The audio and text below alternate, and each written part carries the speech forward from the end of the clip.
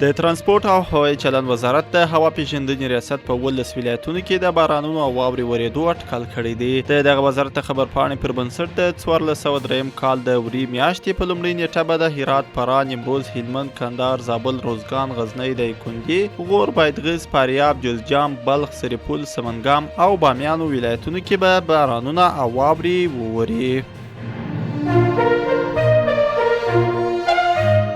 د کندوز په چهاردرې ولسوالۍ کې د 7 کیلومتره کانال د بیا رغولو چارې بشپړې شوې. د کندوز ولایتي مسؤلینو ویلي چې له یاد کانال څخه 45,000 جریبه ځمکه خړوبېږي. د بلخ د پوهنې رئیس وایي چې په تیرو 2 کلونو کې د یاد ولایت په بیلابیلو سیمو کې 15 ښوونځي رغول شوي دي. نوموړي ویلي په دغه ولایت کې 200 ښوونځي بیا رغونې ته اړتیا لري. د هغه په خبره ټاکل شوې چې راتلونکي کال کې د بلخ په 9 ولسوالیو کې څه د پاسه 10 ښوونځي ترمیم او ورغول شي.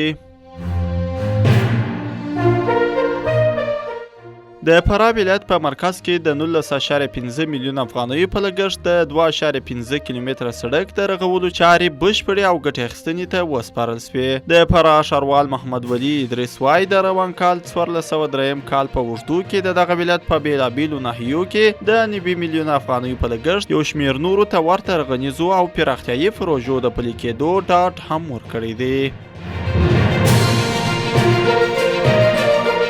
د روسیې او پوتین اکثریت ملګرو هیوادونو ټاکنو کې د نوموړي د بریا له امله مبارکي ورکړې ده، خو امریکا او اوکراین او ځینو نورو هیوادونو دغه ټاکنې له فساده ډکې بللې دي.